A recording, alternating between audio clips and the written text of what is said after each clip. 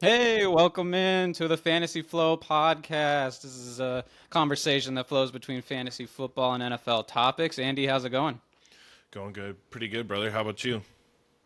Yeah, it's going good. It's exciting. We're recording on August 4th, and yeah, the real fantasy prep season is starting. We just had the Hall of Fame game, preseason's going on. Everyone's overreacting to all the news that's being shared on Twitter and everything else.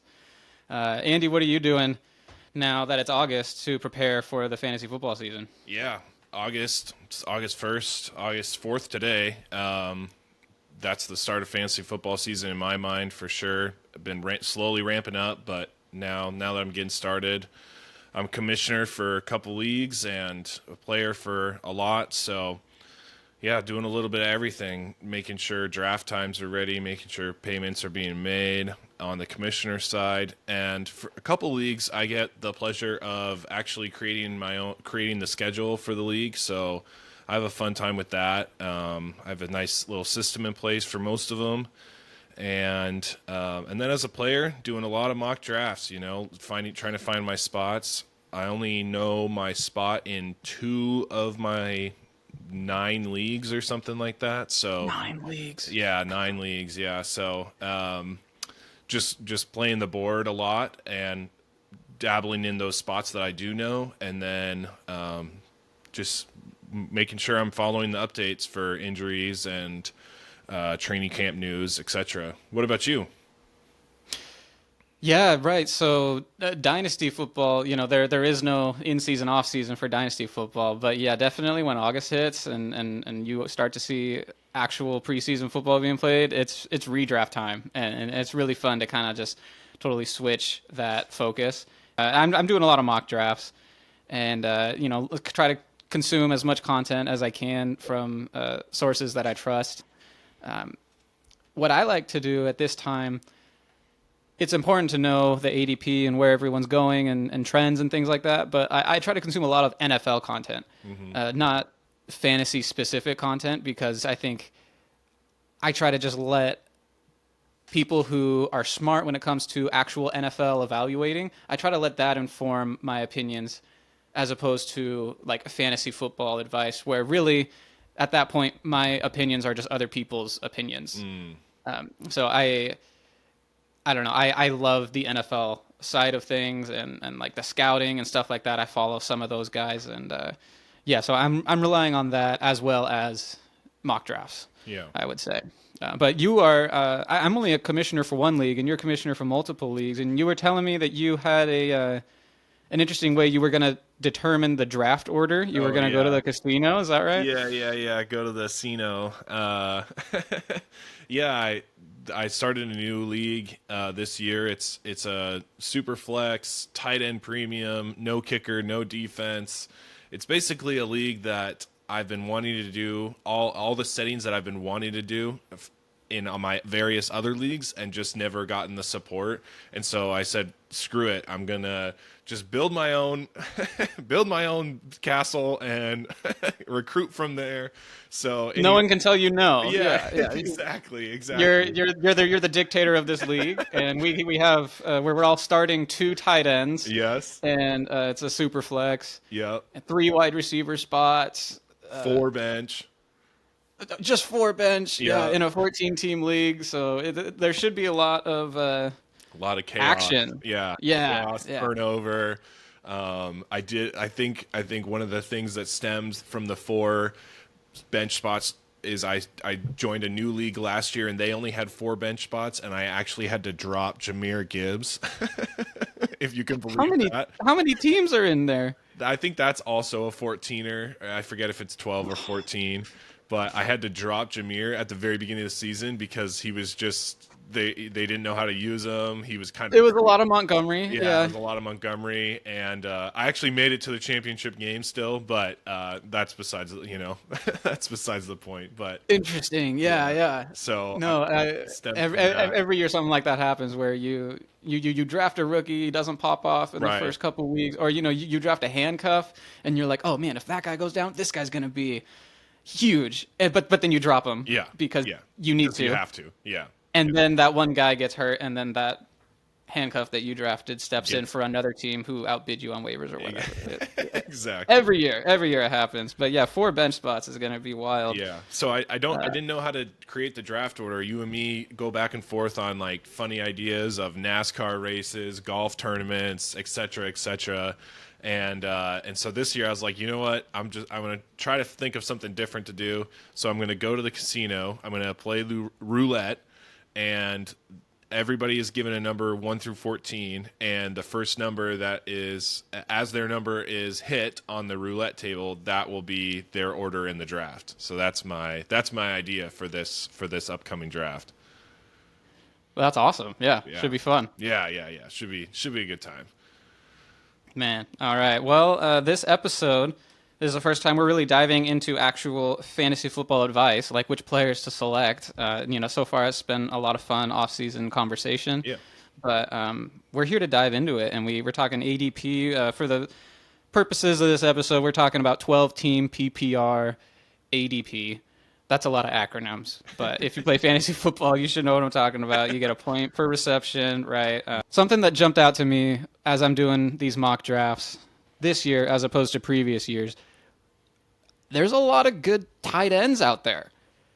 I circled, there's like a big five to me that there's kind of a tier break after that, and those five are Sam Laporta, Travis Kelce, Trey McBride, Mark Andrews, and Dalton Kincaid. Those five, their ADP is a little higher than the other guys, and I think most of the fantasy football industry is really excited for what those five are going to do this year. And there's other ones after that too that are kind of interesting, but I kind of wanted to focus in because it's really unique. Usually we just have two, right? Yeah. It's like Yes. in the past it's been like Gronk and Jimmy Graham or Gronk and Travis Kelce. Yeah. It's pretty rare that there's more than two or three great tight end options. Right. And the fact that there are five, I think, is also helping to keep their ADP at like a reasonable space. Like you're not paying Gronkowski prices for any of these guys No. in redraft. So just pulling it up real quick. The ADP for these guys, I mean, Sam Laporta and Travis Kelce are going like late second, early third. And then Trey McBride, Mark Andrews, Dalton Kincaid, probably fourth round, maybe even fifth round Yeah. for 12-team leagues. So that's a super reasonable price for a really exciting tight end. And you have options too. If you prefer one on a great offense or one that is probably going to be the target leader on his team, you really get to choose your flavor there. What do you think about those five tight ends? Yeah, I think you could honestly even expand that list down to 7. I mean, throw George Kittle, Kyle Pitts in there. Maybe Kyle Pitts at 7, if you depending on how you feel about him and his situation. Maybe there's some fatigue there. Maybe if you're starting to fresh, you're like, wow, who's this guy? I agree. I think you can wait. I'm looking at the board right now. I think you're allowed to wait and you're allowed to spend up. I don't think you're going to get punished either way. Where, like you've mentioned in years past, if you wait, you're trying to find a needle in a haystack, and if you don't wait, then you have to pay a premium. So I think there's more wiggle room. There's more in between ground now than before. And I as a fantasy owner, I am very much appreciative of that. Totally. Yeah. No, I didn't mention George Kittle as one of those big five. His ADP's not up there like that, but he's an all-pro. He's a freaking Right. all-pro. And when he plays the whole season, he's top 5. Exactly. Yeah. Like locked in. Now, George Kittle, his output is a little more boom bust depending on what the defense is doing and what their game plan is. It's Sure. not as consistent as some of the other guys. I kind of like consistency from that position. He's going to be a little more boom bust. But yeah, he's a great option. And we haven't even talked about the guy who led the league in tight end receptions last year. That was Evan Ingram. Right. So you have really, really strong options in the middle rounds, which I feel like like a middle round tight end used to be like a waste of time. It was Yeah. like either you pay up or you wait till the end. Yep.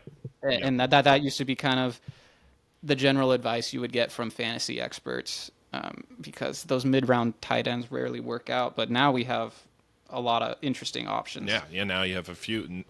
More likely than not, they will. Those middling rounds will work out. Those middling round tight ends will work out. I've already talked about how I like Mark Andrews this year and how I'm high on the Cardinals offense this year. Right. And yeah, I'm hearing a lot of buzz about Dalton Kincaid too, how he could be the leader in receptions on the Bills offense. Do you have a preference, a guy you're taking more often than not, or just kind of whoever falls to you?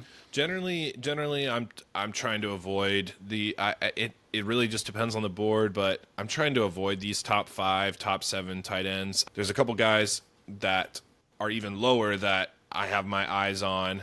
You know, David Njoku, Jake Ferguson, Dalton Schultz. I'm okay waiting even further down on the board. You know, ninth, 10th, 11th round if I need to grab one of these guys.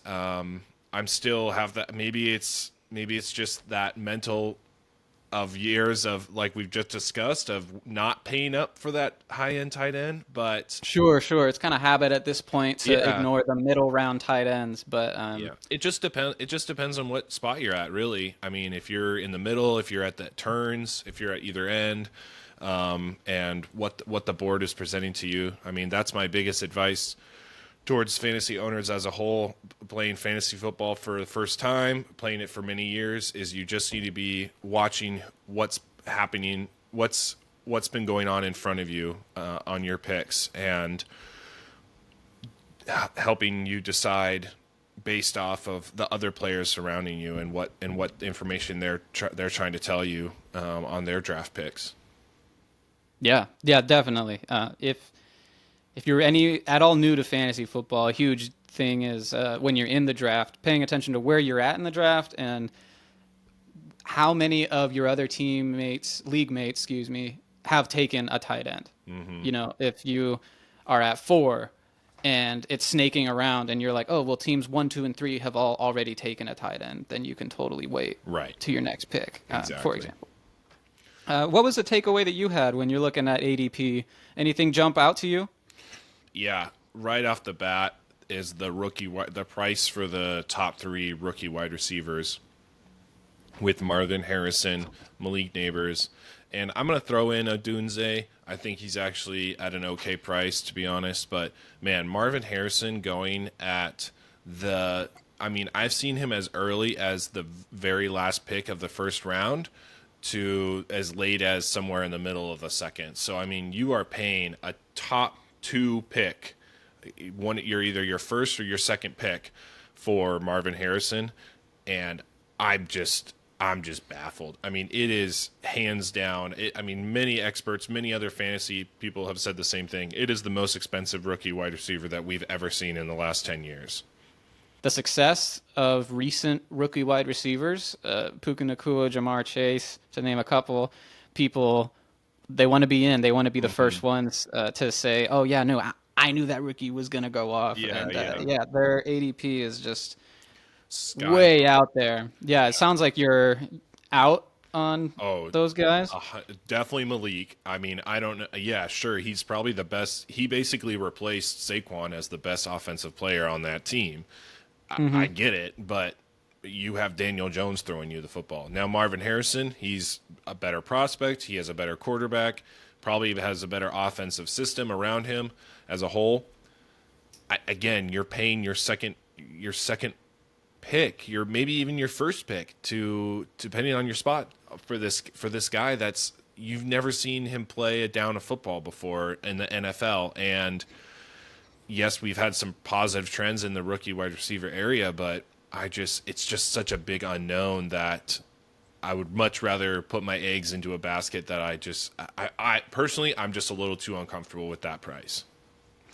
He's going right around Puka Nacua, Garrett Wilson, Devontae Adams, Right.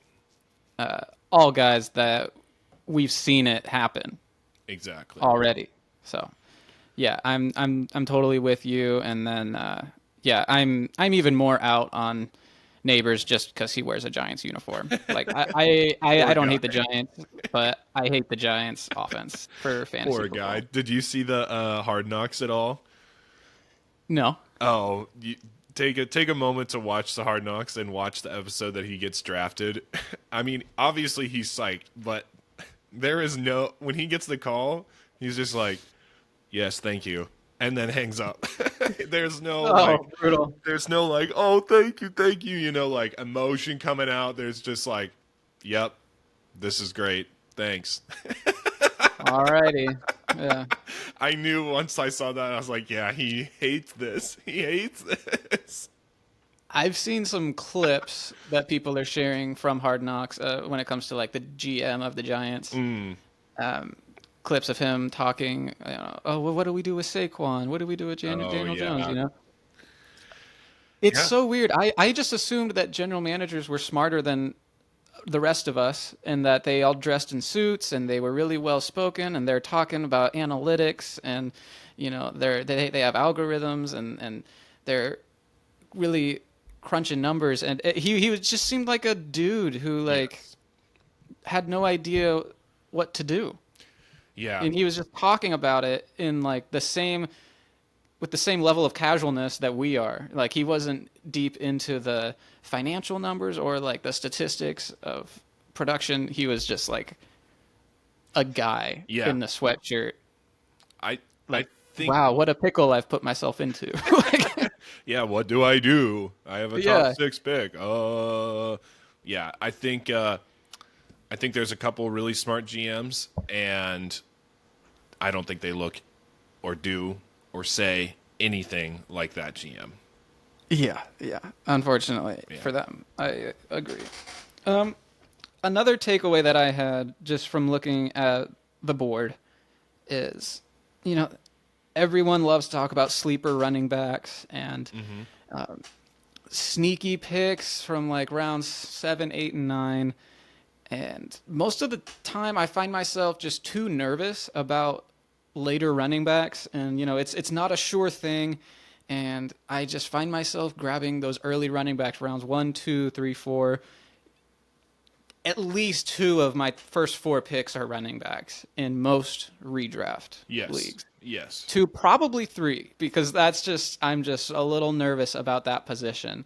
This year, I still love the running backs at the top, but this year there are some guys that I circled later that I actually feel really comfortable with. I'm just gonna kind of throw a few of them out there. Sure. I don't. If I sing the praises of one or two of these guys too much, then I'm not gonna get them in any of my leagues. Yeah. Yeah. Yeah. Not Just because throw. we're moving ADP, but because some league mates listen to this. Right. Right. But the first guy I'm gonna throw out there, Raheem Mostert. Mm-hmm. He is going in the seventh round, going in the eighth round of a recent 12-team mock that I did. Right. So he's old, okay, and he's one of two running backs that they're going to use very heavily. So he's Right. not a workhorse, and he's not the new hotness. So that's why he's way down there. But he had so many rushing touchdowns last year. It was Oh, it's when they got inside the 10-yard line, they were just giving it to Raheem Mostert. insane. I think he had one game where it was like he had like 3 or 4. Yeah. I think it was against the Broncos that the Dolphins put up 70 points. It's just an Yeah. insane offense. Yeah. And people talk about Devon Achan. You can't really have a conversation about Mostert without mentioning Achan. Correct. They had games where they both did great on the same week, even before Achan dealt with his injuries. Which, by the way, he's a small guy. That could happen again. So like there's upside built into Mostert as well. But I think his floor is high as well because the offense is just so good, and he's the goal line guy. And I just think that price is very tempting. Yeah, and I mean they brought him back for a reason. Talking about the difference between fantasy advice and NFL advice. I mean, they obviously wanted him back for another year, knowing his age, knowing that he could get hurt at moment's notice. I think I agree.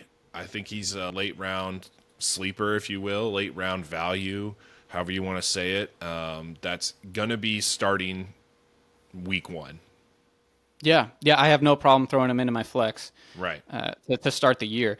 I would consider him a riskier pick because of his age, but he's going to get the volume as long as he's healthy.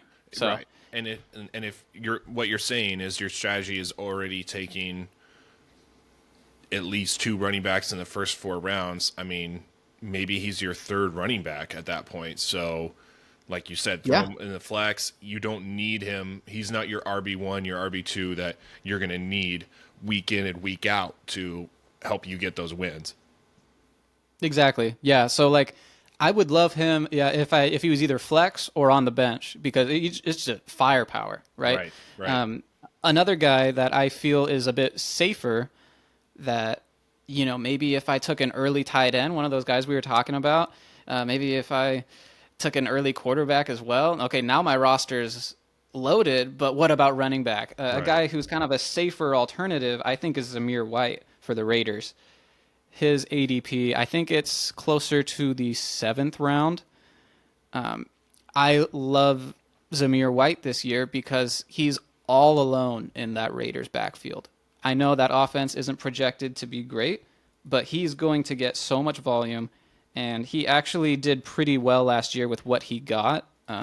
Josh Jacobs missed the last 4 games of the year, and I got some stats for you for Zamir White. In the last 4 games of 2023, he averaged 4.7 yards per carry when he was like the guy. That's pretty nice. And he was at least an RB2 every week. So he was top 24 every Yeah. single week that he was the workhorse. And the other names in his backfield are laughable. It's like Amir Abdullah. He's the Yeah. guy. If you're in like round 5 and you want to take a running back because you're nervous about your running back room, you could wait a round or 2 or 3, load up on those other positions, especially if you're in a PPR, get yourself a nice wide receiver and then take Right. Zamir White. I What do you think about Zamir White this year? I think he has great value when it comes to PPR, and because whoever is the quarterback for that team, they're going to be looking to pass the ball off quickly. So dump offs would just be perfect for him. I think that team is going to be playing from behind a lot. I know the defense is stacked. I know they have a great front line on the defense for Vegas, but they are going to be playing from behind. So I think they're going to be having to pass the ball a lot. And again, maybe that means little dump offs to Zamir. Yeah, I mean, hopefully they're not making Amir Abdullah the third down back. Like they didn't last year. I guess that's Right. my point. Is Okay. the last 4 games of the season when Josh Jacobs was out, Zamir White had everything. So I don't think Yeah. he's going to be game scripted out. I agree the offense is not great, but I Right. think he's still going to be on the field. Yeah, I would think so too. I think there's just better. Honestly, I just think there's better prospects than both of those. I mean, Mostert's hard because he's on Miami, but I mean, what about Najee? What about Jalen Warren? I was literally going to talk about those two Yeah. guys next. Okay. Okay. Good. Tell me why you like them while I pull up some statistics. Sure. Yeah. I think there's right now in the industry. I think there's a lot of unknown with those two guys. Like some people are just totally against them both, and some guys are just in love with them both. Very rarely do I hear or am I listening and somebody is like, no, this is the guy over not Warren over Najee or Najee over Warren. It's like I love the group or I hate the group. And my advice is the offensive line is better. You have Russell Wilson / Justin Fields that are they're gonna need the help for a new offense. It's a Mike Tomlin offense, so you know they're going to be running the ball. And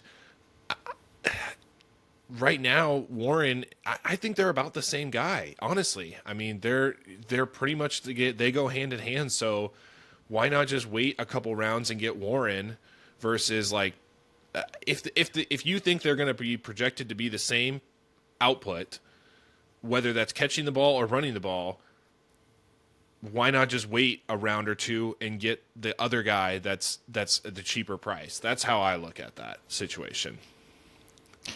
Yeah, if you're in a PPR, Warren's taken over the pass catching. That's what happened last year. Warren has removed third down from Najee's role that he had locked down when he was a rookie and a sophomore.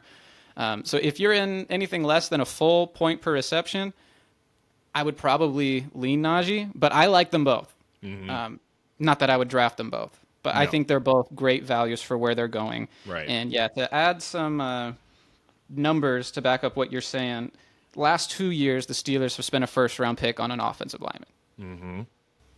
Najee specifically, he's losing weight, heading into a contract year. Yeah. I like both of those things for a running back. Yep. And fun fact, Najee Harris has never missed a game in 3 years. That's man, whenever you bring up a player that has never missed a game or they've only missed one snap or something like, Sure. oh my gosh, I'm baffled by it. I am just, that is actually crazy. At the running, he got so many carries his first couple years at a high impact position. Oh, yeah. That's really surprising when I found that out. So he's really safe. If you're talking about an RB3, I would definitely rather have Najee. But if it's an RB4 or 5, maybe Warren, he's so much more efficient when he gets his opportunities. Maybe they give him more opportunity. Like his ceiling might be higher. So yeah, I don't know. That's just my take. But yeah, I want to talk about the Steelers' offense. What you were saying about how Tomlin likes to run.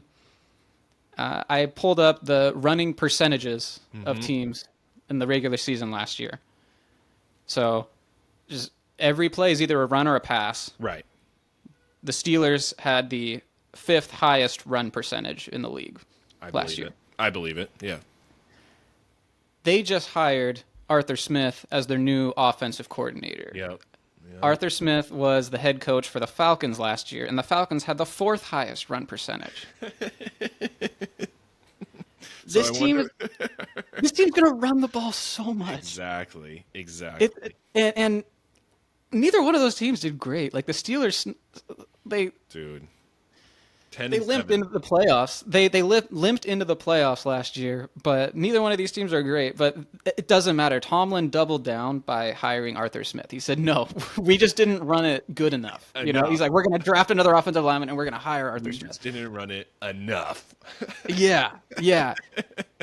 It's crazy. And just digging a little deeper into that stat, run percentage, you can say, okay, well, if they were in a situation that called for a run, if you're 3rd and 1, of course you're going to run it, right? Or maybe you're up by a lot of points and you're trying to drain the clock. That's kind of a situation where you would expect to run. So they have a stat for that. It's called pass rate over expected. So it takes into account all those situational factors. Like how often are you passing more than the situation calls for it? Okay. An example would be like 1st and 10. Well, you could run or you could pass. Okay. So if you pass on 1st and 10, that would increase your pass rate over expected. Okay. Does that make sense? Yes. A good example is the Baltimore Ravens last year. Right. The Ravens were the number 1 team in run rate, percentage of plays where they ran the ball. But they were dead even in this stat. They had the exact amount of passes you would expect because they were winning by a lot. Yeah. Because they were ahead of the chains. They were putting themselves in great spots. So I say all that to say the Steelers had the 4th lowest pass rate over expected. Oh, gosh. It was negative. So they were running even when they shouldn't have been running. Yeah. I think we all know that, but I have the stats here. Do you have a guess as to who is the lowest? The Atlanta Falcons. The Atlanta Falcons were the lowest. Oh. The Cardinals were the 2nd lowest, negative 5.8. The Falcons were the lowest, negative 9.3. Wow. The Falcons' pass rate over expected was about twice as low as the next lowest team. Oh my gosh. So Najee and Warren are a testament of Mike Tomlin. And like you say right now, he said in his out loud, we didn't run the ball enough. So we're going to hire Arthur Smith to run the ball some more. Right.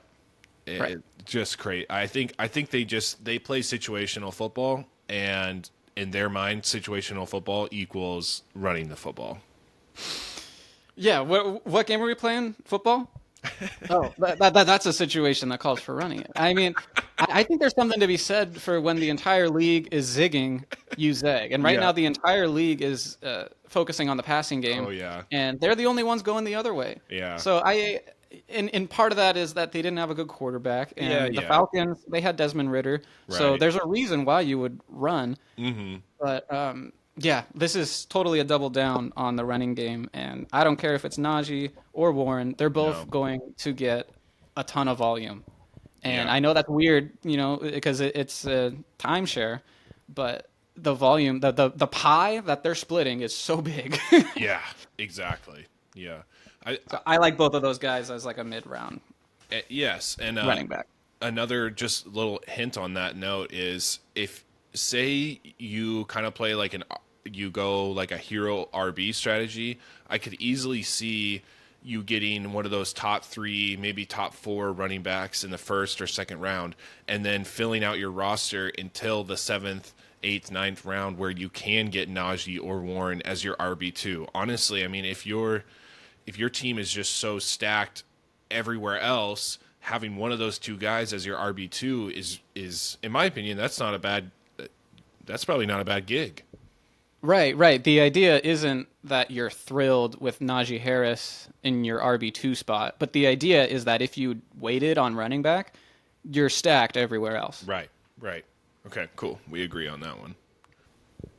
Let's talk quarterbacks. Yeah, let's do it. So this year's pretty interesting. We got a lot of fun names, some new names. You got Anthony Richardson, you got Kyler Murray, who's probably going to be healthy to start the Yeah. year.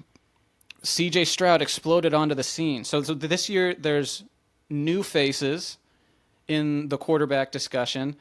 And what are you thinking? What stands out to you when you look at all the quarterbacks here and where they're going in terms of ADP? Yeah, it seems like just starting at the top here, it seems like Josh Allen is going at the very end of the second round. Right at the turn, it seems like Jalen and Patrick Mahomes. Some type of combo of those two are coming up next in a round or two later, and then from there, it's kind of spread out. Like maybe the order of the quarterbacks necessarily aren't changing. But where they're Yeah, being I'd throw drafted. Lamar in there, and then Yeah. CJ Stroud's typically the next one. Right. That's what I'm saying. Is like the order is kind of the same, but where they're being drafted, I feel like is a complete shotgun. It completely changes every single draft. It doesn't seem like Yeah, there's a solid spot for any of the that like second and third tier quarterbacks. It just doesn't seem like there's a solid spot for them where those top two guys and the tiers both after 2 and 3, it seems like those are spots have kind of solidified. But yeah, that's at least my take. people are weird with quarterbacks. You can go in and you can be thinking, "Oh, I'm gonna wait on quarterback," or like, "Oh, that'd be such a reach to take a quarterback in the first or second round." But then a couple quarterbacks go off the board and people start to panic, and then you see these Yeah. quarterback runs. So sometimes if everyone kind of keeps their gunpowder dry and everyone waits, I've been in mock drafts with real people where the first three rounds go and no quarterbacks, Yeah. Yeah. and then they all start to go off. And I've been in others where Josh Allen goes at the 1-2 turn. Right. So which of those early quarterbacks might be worth it? I am a big fan of the CJ Stroud stack because there's so many options that he has those 3 crazy wide receivers: Stephon Diggs, Tank Dell, Nico Collins. If you can get some type of stack with CJ Stroud, I think the price becomes. I think the price equals the pick. It makes a lot of sense because you're adding that type of a stack to your roster. Sure. Yeah, that definitely gives you upside, right? When Yeah. you're kind of doubling down on the Texans offense, which I think is a good bet. Yeah. Yeah. What would you say to people who would say that like a quarterback who doesn't provide a bunch of rushing yards isn't worth it? Yeah, that's a good point. You're definitely taking CJ Stroud at a higher price when he is a pocket passer versus using his legs, where Lamar, Jalen Hurts, Josh Allen, they're going to be using their legs a lot more. I think, like I said, I think when you have that type of a stack, I think it becomes worth it. When you draft CJ Stroud on an island by himself, it's you're banking on that type of production from last year to just immediately carry over. And I That's don't know. interesting. Yeah. Yeah. No, I haven't really heard that before. Yeah, like it makes a ton of sense too, though. Like if you are going to take a pocket passer as your quarterback in a one quarterback league, pair him with one of his dudes. Yeah. I think that makes a lot of sense. You know, something that I've liked to do in some mock drafts. If I take Amon-Ra St. Brown in round one, I'm targeting Goff late. Yep. Um, I don't know that I've taken a ton of Stroud, but yeah, like if I take Trey McBride, I'm looking at Kyler Murray. Right. Uh, Right. so there are some ways you can kind of do that when you're taking a later quarterback. Yeah. And honestly, Pat Mahomes going as like the third or fourth or maybe even fifth quarterback off the board, that's crazy to me. I mean, he should be a top 3 quarterback every single year. I think this is the cheapest he's ever been in Yeah. terms of the round you'd have to I agree. spend on him. I think wherever you draft Patrick Mahomes, as long as you don't reach like crazy long, I think wherever you grab him, you're probably the upside is the number one quarterback. So I get that Josh Allen was like above the field by a wide margin last year, and probably going to be pretty close to that same range. But putting your money on Patrick Mahomes is not a bad bet. Yeah, yeah, no, I mean, you just look at all the weapons that Josh Allen lost, all the weapons that Patrick Mahomes gained this Right. offseason. Right. I honestly kind of like Jalen Hurts as just it's an offense that stayed steady. He still has great weapons. He still provides that rushing value. He's just super consistent, as opposed to like a Lamar Jackson, who Right. is just totally boom bust. One week he'll get you 15, the other week he'll get you 30. I don't prefer that, but Are you worried at all about the offensive about Kellen Moore coming in and the offensive coordinator change? And there's been a lot of talk about Jalen Hurts about how he kind of trailed off at the end of the last year. Like, are you worried about that carrying over into this year? I'm excited about the change in Okay. the offensive coordinator. I think something needed to happen. As long as they're not trading away AJ Brown or anything like Right. that, like I think it can only go up. A little worried about the offensive line losing the other Kelsey. Right. That's a bummer, but I still think like he's going to get his. Okay. So who are some late round quarterbacks that you're targeting if you're waiting? Yeah, I think that's a great question. I think there's a lot of them. I'm looking at the board right here in front of me. A lot of names that stand out to me. A couple names that stand out to me are going to be Dak, Kyler Murray, like you just mentioned, Brock Purdy, and I'm going to talk about those three, and then I'm going to save one more name after that. So those three, Dak is going as the QB8, Kyler's going as the QB9, and Purdy's going as the QB11. I think Purdy finished as like the QB5 last year. Okay, I'm looking. At least mine is looking at the QB6. I mean, so you're Everyone has different right. scoring settings for quarterbacks. So So if Purdy is going as the QB12 and he finished as the QB6, all he has to do is be in the top 10, and you've gotten significant value in my mind. And he will be in the top 10. They were the dead last in passing attempts last year, but I think they were like top 3 in passing yards because they got dudes. Even if Ayuk leaves this team, Purdy will be just fine. San Francisco is a crazy good team. Kyle Shanahan knows what he's doing. Purdy knows what he's doing. He's in year 3 now. I mean, he is like, I mean, we're just praising Patrick Mahomes, but Purdy probably has a better starting record than Patrick Mahomes does in his first 3 years. Like when you put those first 3 years, I bet you they're Yeah. either about the same or a game or two different. I mean, Two things can be true at once. Like, yes, the 49ers are loaded and Kyle Shanahan is a genius. And Brock Purdy is incredible. Like, he's one of the yeah, best young quarterbacks to enter the league. So, like, I think he's way underrated. He's one of the 3 late quarterbacks that I also wrote down. And yeah, I agree with everything you're saying. I yeah. think if you're going to take a pocket passer on a good offense, I don't know. Like I honestly disagree with you a little bit on the whole CJ Stroud thing. I think if you want to take a young up and coming quarterback on a great offense with a bunch of great weapons, you could just wait 4 or 5 rounds and take Brock Purdy. Yeah. I like Stroud too, though. No, no, It's a no. little high priced for No, I me. mean, if they're probably both going to finish within the top 6, top 7, and you're getting Purdy in the 8th, ninth round maybe, and then you're getting Stroud in the 4th. So yeah, I Yeah. mean, I agree. I'm just going to quick mention about Dak and Kyler. Kyler's a Hmm. great late round mobile quarterback. Arizona's as kind of a sleeper team, offensive wise. Their defense is going to be really bad, so he's probably going to be chucking it up a lot and using those feet to score touchdowns. And then Dak, I mean, I already put money where my mouth is. I think Dak could win Offensive Player of the Year. He's going to have a ball out. Dallas is not going to be a good team.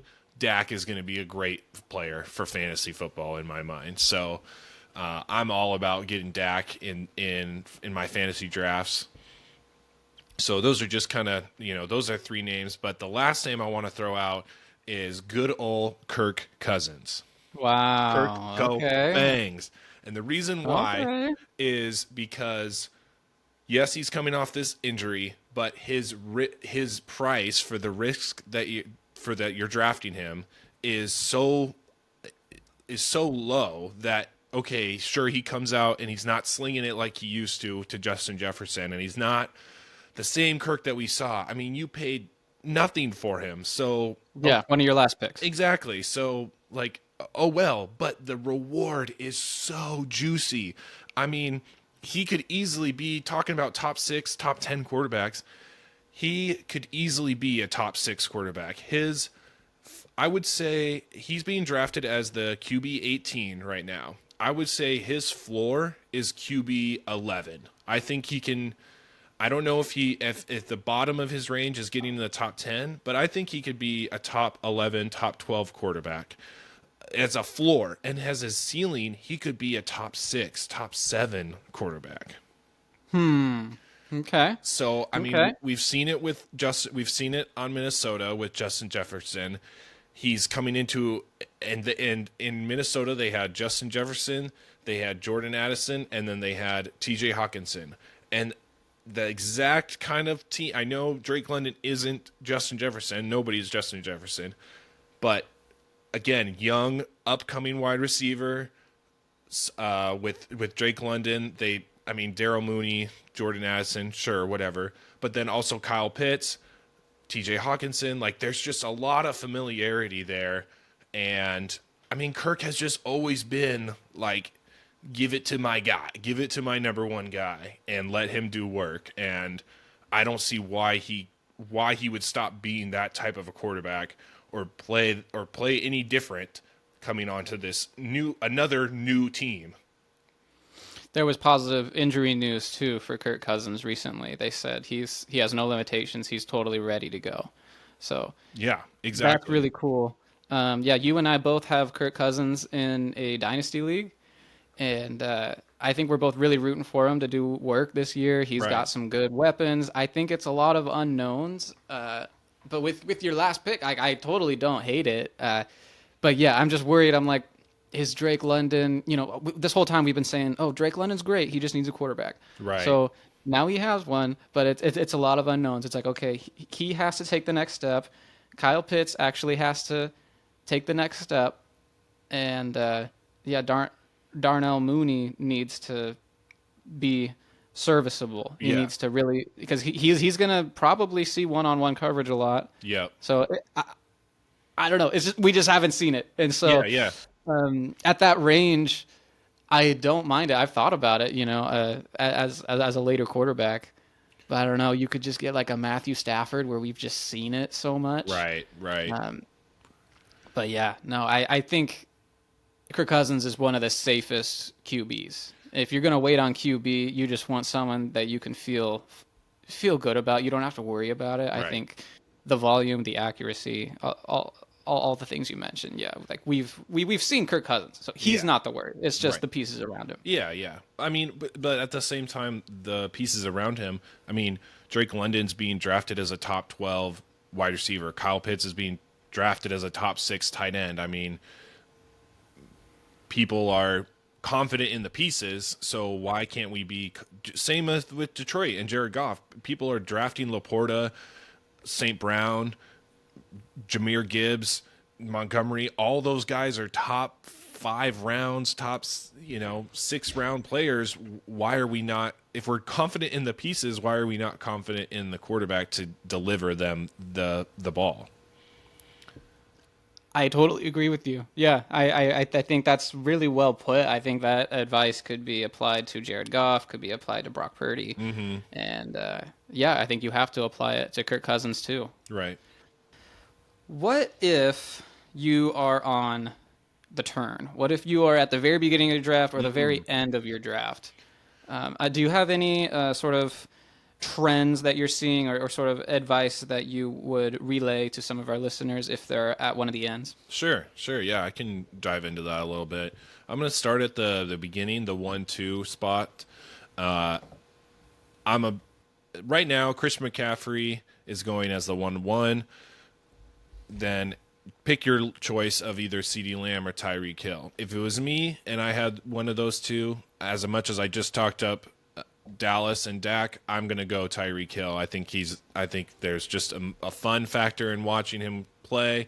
He's crazy, that crazy speed. I mean, we all know who Tyreek Hill is at this point. So He recently voted the number one player in the NFL by his peers. I mean, that Exactly. list is a perfect list. You have to go by that list. Exactly. So Exactly.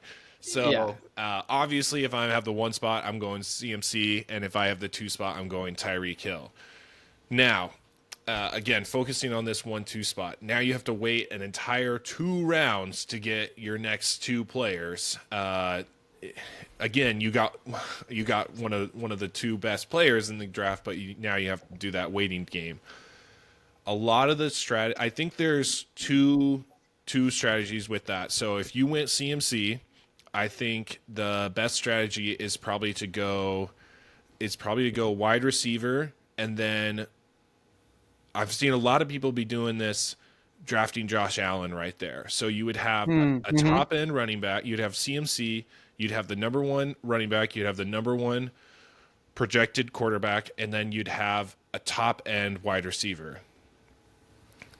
And now if you're at the 2 spot and you went wide receiver, I also don't mind going either way, I really don't mind going Josh Allen there. And then it kind of like the running backs just aren't great at that 2-3 turn, in my opinion, for the price that you're paying and what you're going to have to wait later on. You're looking at like Pacheco, Josh Jacobs, Rashad White. Derrick Henry, Travis Etienne. Yeah. I mean, if you can get ETN, that's not too bad in my opinion. But Derrick Henry in a full PPR as your second overall pick, I just there's so many other running backs that could help you with help you in the passing game and get you those PPR points instead of Derrick Henry, where he's not going to see a lot of that, I don't think. So either one of those two spots, I think going a quarterback is not the end of the world. I think you're going to be okay getting that Josh Allen, getting the Jalen Hurts, whichever one you like the most there. And then going either wide receiver or tight end. And then I would look kind of like our previous discussion. I would look towards running backs in that 6 or 7 range, where it's Najee, DeAndre Swift, Raheem Mostert, Sure. David Montgomery, those types of players in the 6th and 7th round. Like, build out your roster and just kind of save running backs. And then if you went CMC, you can kind of do that hero RB strategy that I was talking about earlier. When you're at the turn, ADP matters much, much less because it's going to be so long before you get to pick again. So it's just like take the guy you want. Right. So yeah, like maybe Josh Allen or Hurts could you could wait another 10 picks, but can you wait another 20 picks? Like Right. probably not. Probably So not. I totally agree. You can get a nice onesie position there at that 2-3 turn, and maybe again at the 4-5 turn. I don't know, but yeah, no, I think that's very sound advice, and I don't think you could go wrong if you want to start with CMC or start with one of those rock star wide receivers. Right. Yep. I've done it both ways in a lot of mock drafts, and I've Oh, come out okay. with a team that I'm very happy with. Gotcha. Good. That's good. That's good to hear. I struggle not if you're at the one. I struggle with not going CMC. So that's good to hear that you've tried it both ways and it seemed to work out. I mean, yeah, I end with a team that I'm happy with. I would probably take CMC if Yeah. I Yeah. was there in a real draft. Right. Yeah. Right. What if you're in the back of the turn? Yeah. You're at the end of your draft. Everyone else already has their nice shiny, Yeah. Yeah. Tyreek Hill, Jamar Chase. What if you're way back there? What are you doing? Screw those guys, man. It's good. They can have their pieces of cake. Who needs them? You get two pieces of cake at the same time. Double fisted. Yeah, you get yeah, exactly. You get them like this instead of just like holding one and then waiting to maybe grab another one. Yeah, yeah. Yeah. So couple names going here: Puka, Garrett Wilson, Jameer Gibbs, Kyron Williams, Jonathan Taylor. Those Marvin Harrison, like you were saying Marvin earlier, Harrison. he was Those are a going right couple there. names to be thrown out there. So I really like at this spot. I really like getting at least one of your first two pick, one of those two picks, getting a running back. I don't really care which one it is, honestly. I mean, out of Saquon, Jonathan Taylor, Kyron, Jameer Gibbs, whatever is available to you and whatever you like the most, do that. I totally agree. Yeah. And then grab a wide receiver not named Marvin Harrison. Okay. That's what I would do in those spots. If you grab Kyron, you don't probably want to grab Puka, but if you really love the Rams, you can do that. But like a great starting combo in my mind is Garrett Wilson, Jameer Gibbs. I mean, if you can get those two out of the turn, your first turn, man, like that's great. Puka and ETN or Puka and Barkley. Though grab a running back and then decide out of those.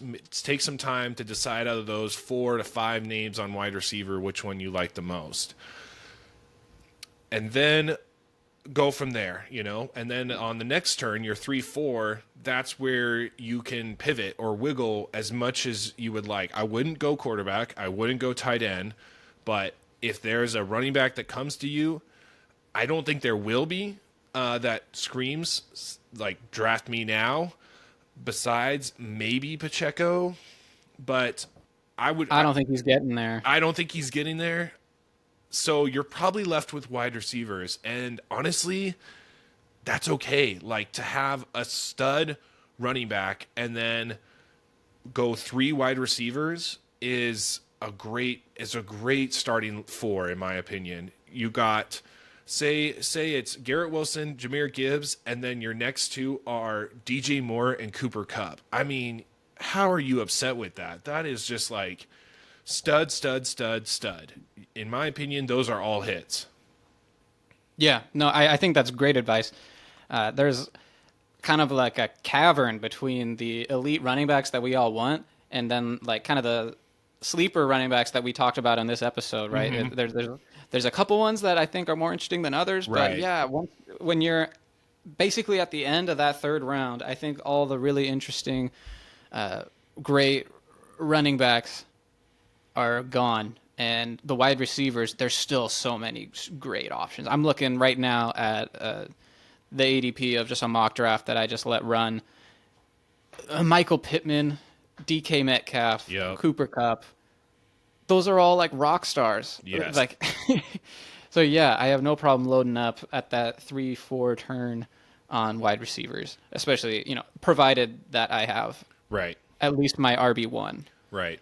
And if wide receivers that went really heavy at the beginning of that first round, say only out of your 12, only 3 running backs got taken, you know, don't be afraid to go running back, I guess, at that 1-2 turn either. There's nothing that says it's harder to find solid running backs, the longer you go in the draft. Yes, as we've just mentioned, there's some like hopeful sleepers later on that you could potentially bake on, but if you just want to solidify that one position and go Kyron and Jameer Gibbs and ETN, whatever that combo is for you, I think that's also not a bad, because as we just mentioned, look at all these names that are coming off the board that are going to be available to you as a wide receiver. I mean, are you going to Yeah. be upset if Cooper Kupp and Michael Pittman are your wide receiver 1 and wide receiver 2?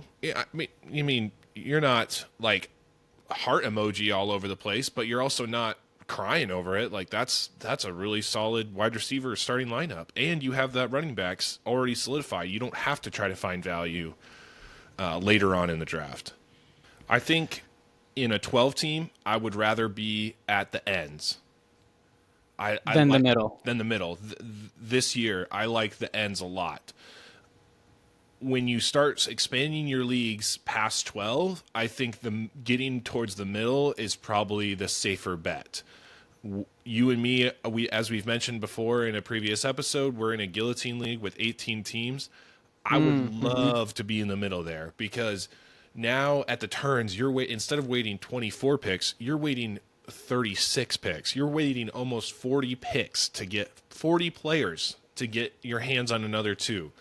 That is way Yeah. too long for me. To your point, the being on the ends, the ADP matters less, right? With who's, especially in that 18 team format where it's like this guy, there's no way this guy's getting back to me. So I don't care if I have to reach. I want this player. I want him on my team right now. Like you just said, click, click. They're both on my team. Yeah.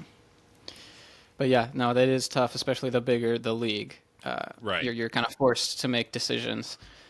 Whereas in a smaller league, if you're in the middle, maybe this guy will come back to me, and then you can Yeah. kind of play that fun game. Yeah. It's a little nerve wracking, but yeah, you can try and squeeze some more value out of the draft when you wouldn't be able to otherwise. Sure. All right, well, I think that is it for this episode. Did you have any final thoughts on the ADP or on just general advice going into redraft 2024? I think another thing I'm learning is the top 4 picks matter a lot, and 2 is to have your own rankings. You can easily get trapped by this ADP projected points system that whatever platform you're drafting on, this is the player that it tells you to draft right now. And so your eyes see that, and it goes straight to your head, and you say, "Oh, well, this is what it's telling me to do. I should probably just do it." No, take some time, reorder the rankings. If you don't like Kyle Pitts this year, put him as tight end 12. Don't put him as tight end 6. If you don't like X player, move him down. So when you are in the draft room, when you are having your draft, you don't see that name pop up and say, oh, wait, but the system, I don't really like this player, but the system tells me to do it. Like, what do I do? Like, no, you've moved him down. You realize, you remember. That's my biggest advice moving forward is take some time, take an hour, and just rearrange the rankings to your liking, to your league settings, etc. Sure. Yeah, I think that's great advice. Absolutely. Yeah, you can be. Other people start taking quarterbacks, and you're like, "Oh my God, I got to take a quarterback." Who? You just scroll over to the quarterback queue, and then suddenly you're taking Joe Burrow when like he was your quarterback 10, Yeah. and you're like, "Wait, oh man, that guy." Yeah. Yeah. Just saves some headache during the draft. What about you? Any big advice? I think we're gonna get into it in later episodes, Okay. but yeah, just having a plan. If you have a plan for rounds like 6, 7, and 8, that makes it easier to make the picks in rounds like 3, 4, or 5, right? So if you're already circling guys that you're looking at for those later rounds, it makes it easier to pull the trigger. Yeah, that's a good In point. different position groups earlier in the draft. Sure. Which I mean that totally is right in line with what you're saying. Having your own rankings, looking at okay, well I can get these guys later. Right. I don't care if I miss out on these guys. Blah blah blah blah blah. Yeah. Yeah. Well, this has been fun, man. No, it's been good. It's been good to look at the board together and just compare thoughts, compare notes, and it'll be even more fun when we're actually drafting against each other. Soon. Yeah. Yeah. In the coming weeks. Yeah.